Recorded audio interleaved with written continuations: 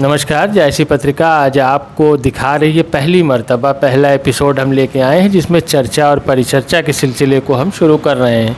आज जिस मुद्दे और जिस टॉपिक का हमने चयन किया है वो है भारत जोड़ो यात्रा।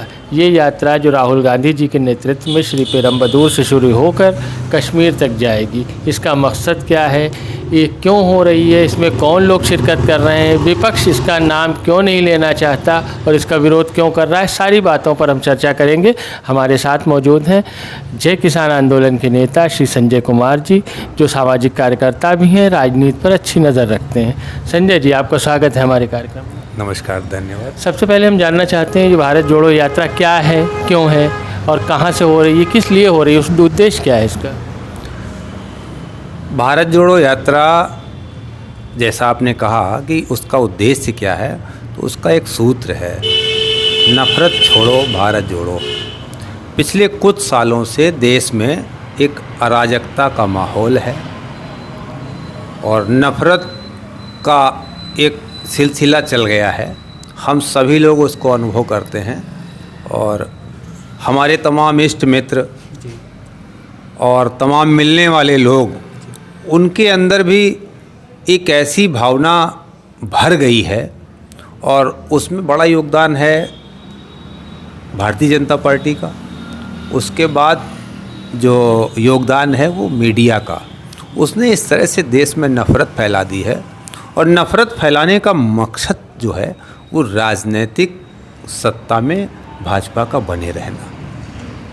लोग अपने मुद्दों से बिल्कुल हट गए हैं और आप देखिए कि अभी एकदम ताज़ा उदाहरण है कि धर्म जो है वो दया हो जिसमें न्याय है और जहाँ दया है वही धर्म है।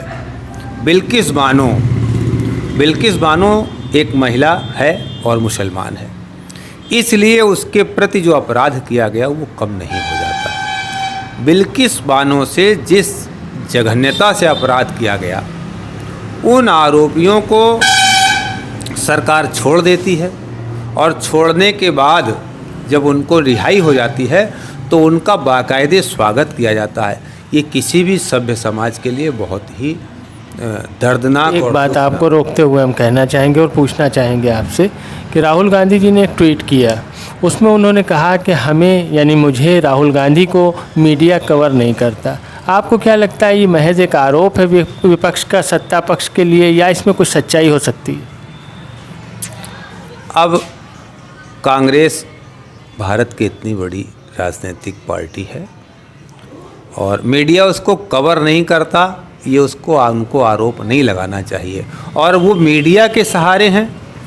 आज़ादी के बाद से जिस पार्टी ने 2014 तक बीच में कुछ गैप छोड़ दिए तो कांग्रेस ने ही शासन किया।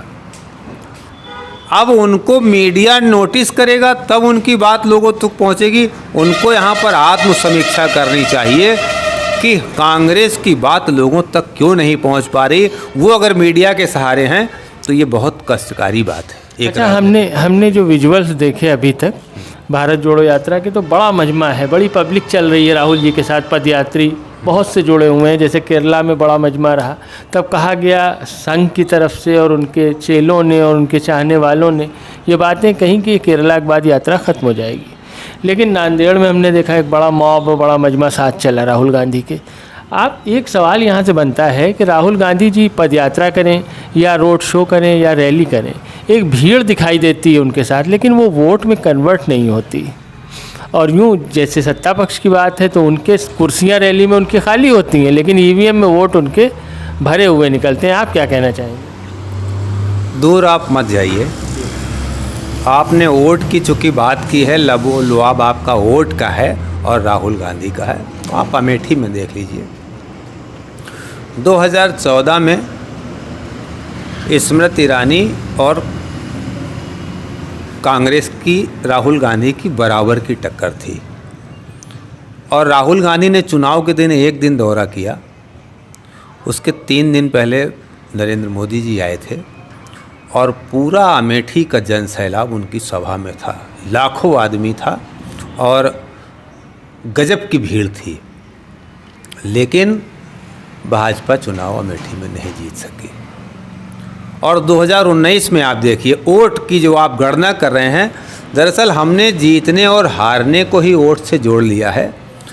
अमेठी 2019 का चुनाव आपने भी देखा होगा और हमने भी देखा है।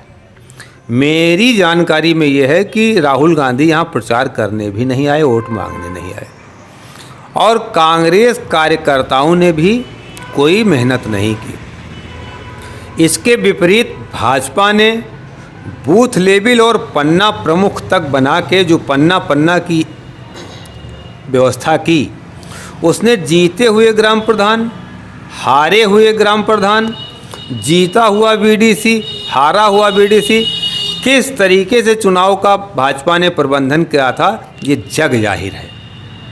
कोई बचा नहीं था, उसने हर व्यक्ति को पकड़ने की कोशिश की थी।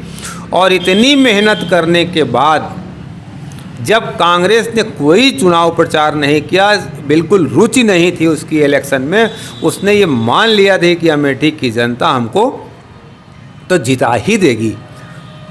इस अवस्था में भी बहुत कम अंतर से भाजपा और कांग्रेस की पारी यहाँ पर रही और अमेठी में कांग्रेस फिर भी जीती। अमेठी विधानसभा में 4 विधानसभाओं में 1 विधानसभा कांग्रेस जीती।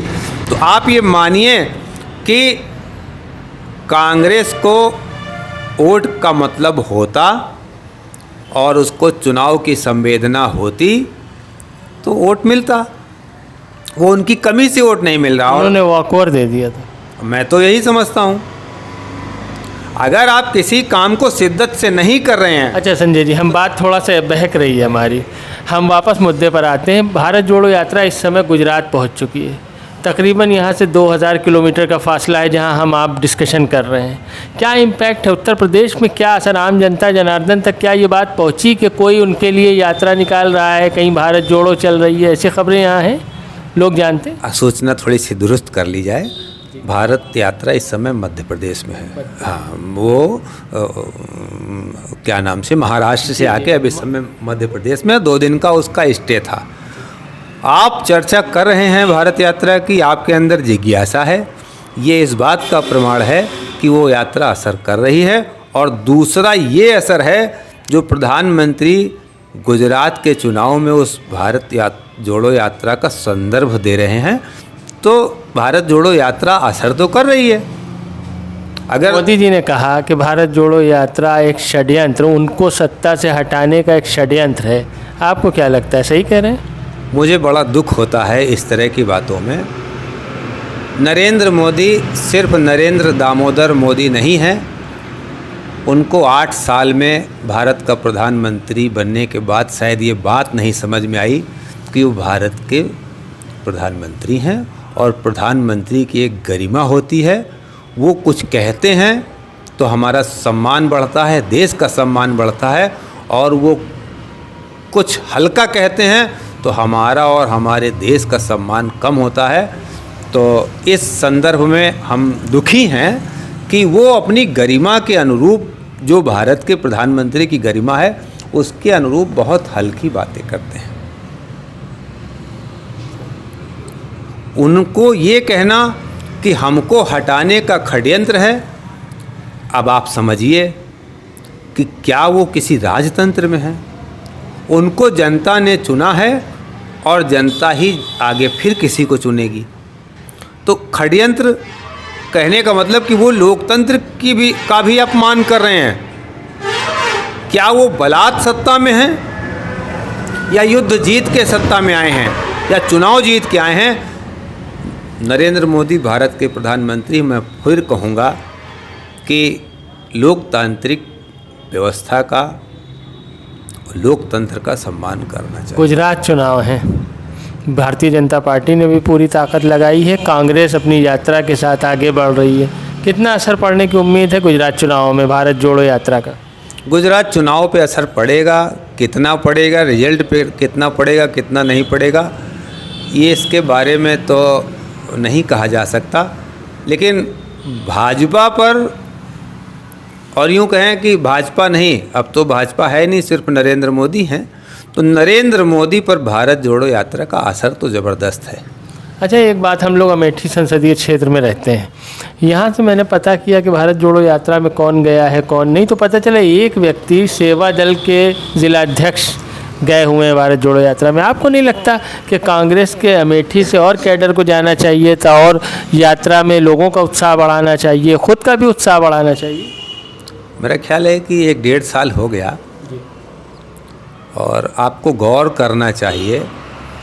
अमेठी के पूर्व सांसद और अमेठी के पूर्व सांसद राहुल गांधी और केरल से सांसद राहुल गांधी जो हैं, इन्होंने एक बात कही थी कि केरल में लोग प्रश्न पूछते हैं और अमेठी में लोग पिछलग्गू हैं। भाजपा ने लेकर इसको बहुत बतंगड़ किया था। वास्तव में राहुल गांधी वास्तविकता समझ गए थे और उन्होंने जब व्यक्ति अपनी भूल को स्वीकार करे, कांग्रेस ने पैरासाइट परजीवी तैयार किए थे, तो अमेठी में कांग्रेसी नेता